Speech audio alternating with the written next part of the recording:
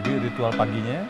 Paginya saya suka sarapan pagi di sini, jamnya masih belum matahari gitu, jam setengah 7, jam 7 gitu. Atau dari jam 6 saya duduk santai sambil baca. Dulu baca koran, sekarang koran sudah nggak ada.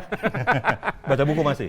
Sekarang baca buku masih, tapi sekarang kan koran itu, e-paper. E-paper, Nah, ya. pagi-pagi saya buka. Tapi masih update ya Bang? Ya? Tiap Masih hari? tiap hari. Wajib? Hampir wajib saya buka berita-berita headline yang penting. Oke. Yuk, silakan. Terima kasih. Silakan. Nih, ya ada kopi juga nih, silakan aja. Minum dulu Bang. Ayo. Ini kopinya enak. Saya suka kopi pahit.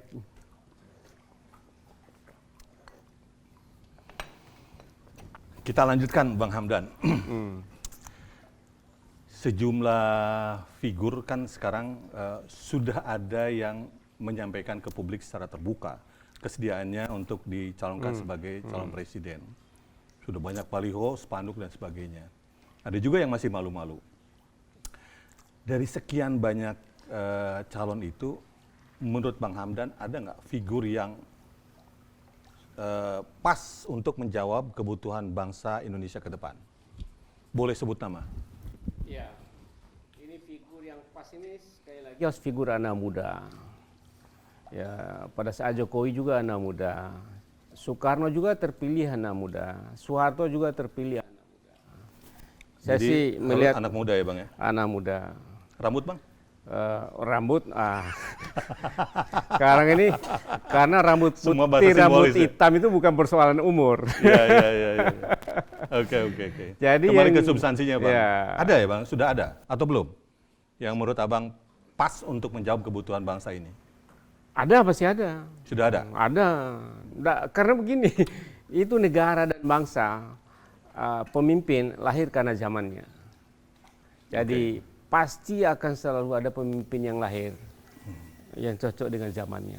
Dan itulah saya katakan yang paling cocok sekarang ini zamannya anak-anak muda yang paham anak muda, dan itulah mimpi kita ke depan.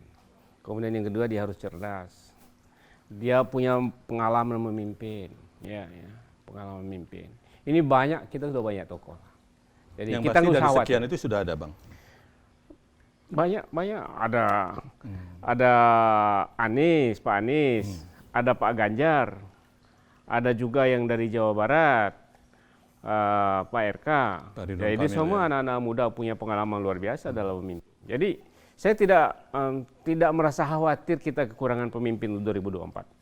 Nggak Kita defisit milih. ya Bang? Nggak defisit Nggak ada pemimpin ya? defisit. Oke. Ada pertanyaan dari netizen. Bisa lebih konkret nggak Bang katanya? Figur yang seperti apa? Yang versinya Hamdan Zulfa? Ya. Pas. Jadi bukan fisik, tapi lebih ke pemikiran Bang. Ya. Abang bisa jelaskan nggak? Ini titipan pertanyaan. Ya. Saya nggak enak kalau nggak diterusin nih. Jadi tadi saya sampaikan, cerdas, dia punya track record yang bagus dalam memimpin. Kemudian yang ketiga, dia memiliki visi ke depannya sangat bagus dan memiliki kemampuan hubungan internasional yang bagus. Karena tantangan kita ke depan, tantangan global luar biasa. Oke. Jadi ini pemimpin yang harusnya memimpin Indonesia. Baik. Pertanyaan kedua dari netizen. Hamdan Zulfa dikenal sebagai ahli hukum tata negara. Diterima kalangan Islam, tapi juga diterima dengan baik di kalangan nasionalis. Sejumlah netizen justru mengusulkan, kenapa nggak Bang Hamdan yang jadi pemimpin? Lebih cocok gitu. Dan ini agak-agak jarang nih, campuran semacam ini. Gimana, Jadi Bang? Artinya siap nggak kalau seandainya ada yang mencalonkan? kalau urusan bangsa negara, urusan memimpin, setiap saat harus siap. Ini kita punya masalah. Saya ini bukan pimpinan partai politik dan bukan politisi yang sedang ada di tengah tengah lapangan begitu. Betul. Tapi kalau rakyat negara teman-teman meminta, ya tidak boleh kita bilang, oh saya nggak siap, saya menolak, nggak boleh ya, karena kita punya tanggung jawab terhadap bangsa dan negara. Kalaupun tidak juga, saya tetap memiliki tanggung jawab terhadap bangsa dan negara dengan mengurus masyarakat secara langsung. Antara lain dengan organisasi, dengan memimpin Syarikat Islam. Syarikat Islam. Sedikit Bang cerita tentang Syarikat Gini, Islam. kenapa saya mau memimpin ini organisasi yang sudah saat saya masuk mulai tenggelam. Tapi organisasi ini organisasi yang sangat bersejarah, lahir para tokoh dan guru bangsa dari sini. Ya. Host Cokroaminoto itu kita kenal sebagai sang guru bangsa. Betul. Itu yang melahirkan gerakan sosial yang sangat luar biasa, gerakan sosial ekonomi. Itu yang melahirkan Soekarno, yang melahirkan Cato Suryo, yang melahirkan Semaun, Abdul Muiz, Agus Salim, termasuk misalnya Kiai Haji Wahab Hasbullah, pendiri NU. Betul. Jadi semua mereka lahir dari sini adalah gerakan kerakyatan. Karena itu host Cokroaminoto, beliau adalah Raden Mas, tapi tidak pernah memakai itu. Haji Omar Said aja, karena apa? Dia ingin sifatnya merakyat. Jadi, dan moderat juga ya? Moderat dan kerakyatan. Kerakyatan. Jadi saya suka organisasi ini, dia punya track record sejarah yang sangat luar biasa, dan saya ingin menghidupkan kembali ya Syarikat Islam ini sebagai organisasi yang menggabungkan dua kekuatan. Apa saja tuh? Kekuatan pertama adalah Islam, kekuatan kedua adalah kebangsaan.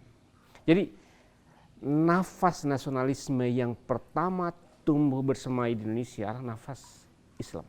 Mengapa? Karena itu pemersatu saat itu. Jadi di saat Bang sampai Merauke, jejaring Islam sudah kuat. Yang lain masih berpikir tentang kedaerahan. Misalnya Budi Utomo kan hanya mikir tentang Jawa. Dan anggota-anggotanya tidak boleh dari luar Jawa. Dan bahasa pengantarnya bahasa Belanda dan bahasa Jawa. Yeah. Kalau SI sejak awal bahasa Melayu. Karena itulah lingua franca dari anggotanya yang seluruh Nusantara di bawah penjajahan Belanda. Jadi itulah cikal bakal nasionalisme Indonesia. Kemudian tumbuh kita sebagai bangsa, itulah nasionalisme, karena itu tumbuh Islam dan nasionalisme itu sumber dari sini. Saya suka itu, karena itu saya ingin kembangkan ini. Ya, baik Bang. Saya minta Abang berikan closing statement, dan Bang Hamdan Zulfa bukan orang partai, jadi bebas untuk berbicara, tapi yang pasti penonton ini butuh sesuatu lah, ya. Khususnya untuk pemilu 2024. Oke. Ya. Sebentar Bang, sebelum itu saya ada lupa nih. Ada satu pertanyaan yang terus menggelitik ya. Sekarang ini kan isu yang lagi rame adalah soal pro kontra politik identitas. Satu sisi mengatakan mana ada politik tanpa identitas. Tapi sisi yang lain atau kelompok yang lain mengatakan bahwa kelompok identitas di sini adalah politisasi agama, menjual ayat, dan itu membuat fragmentasi, membuat masyarakat menjadi terbelah. Bang Hamdan melihat bahwa seberapa serius persoalan itu dan apakah betul akan terulang lagi di 2024? Kalau saya jangan dipertajam urusan itu. Masalah politik identitas tetap ada dan tidak bisa hilang. Karena sekarang aja nama presiden harus berakhir itu kan identitas juga, itu dari zaman dulu, dan tidak pernah kita bisa hilang, dan itu sebagai sosial, fakta sosial ya. Kemudian juga orang ketika pemilu pakai kerudung gitu, kunjungi pesantren, itu apa itu? Jadi itu ciri-ciri dekat pemilu. Iya, itu kan identitas semua. Jadi jangan terlalu dieksploitasi. Yang tidak boleh adalah saling merendahkan. Itu tidak boleh. Saling merendahkan, orang pakai kerudung diledekin, Pak saat milu aja berkerudung, jangan saling merendahkan. Itu hal yang biasa. Jadi yang bermasalah itulah yang membuat benturan.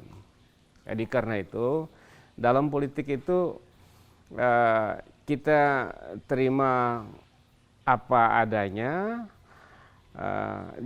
jangan saling merendahkan, meledek ya. Oh ini menjual ayat, tidak boleh juga. Karena mereka juga cara berpikir dari kecil memang ayat begitu. Dan tidak bisa dipersalahkan. Tidak bisa dipersalahkan. Karena misalnya dalam Islam, banyak sekali ayat-ayat politik dalam Islam. Kalau kita bilang menjual ayat, enggak. Memang itu ajaran agamanya. Biarin aja. Jangan takut kalah karena orang mempergunakan itu. Yeah. Bagi yang percaya, ikut. Tapi nggak percaya, biasa aja itu. Jadi yang Patut paling penting, dicurigai lah ya, ya, yang ketika- paling penting bagi saya jangan saling merendahkan. Betul. Itu aja yang paling pokok. Oke. Terakhir, Bang Hamdan, pesan kebangsaan dari Hamdan Zulfa untuk atau menjelang pemilu 2024. Silakan, Bang. Ya, bangsa kita ini bangsa sangat plural ya. Etnik juga plural ya. Dari Sabang sampai Merauke macam-macam etninya. Agama juga sangat plural, ini kita harus jaga sebagai satu kekuatan. Karena itu jangan saling merendahkan, jangan saling menyerang karena pluralitas ini. Karena masalah agama yang misalnya menggunakan pendekatan agama dalam politik, ya nggak apa-apa, biarin aja. Kalau dia mendapatkan dukungan, dia menang, itu hal yang wajar aja. Tapi jangan juga sebaliknya diserang balik. Karena Indonesia ini dibangun dari Berbagai elemen ya, Bang. 3 kekuatan. Iya. Pertama, kekuatan Islam. Kemudian yang kedua, nasionalisme kebangsaan. Yang ketiga, sosialisme. Tidak bisa kita. Dan terbukti ketiganya bisa bersatu ya, Bang. Ketiga yang bisa bersatu. Memang Soekarno pernah memaksakan dengan komunisme. Kalau komunisme tidak bisa bersatu dengan Islam. Dulu kan Nasakom, nasionalisme, agama dan komunisme. Tapi bagi saya yang benar adalah nasionalisme, agama dan sosialisme, bukan komunis. Terima kasih, Bang Hamdan. Demikian perbincangan saya dengan Dr. Hamdan Zulfa, sangat menginspirasi. Ada banyak hal yang bisa kita petik dari perbincangan singkat ini. Sampai jumpa pada episode Karpet Merah selanjutnya dengan narasumber-narasumber penting. Terima kasih, Bang Hamdan. Terima kasih. Luar biasa, terima kasih.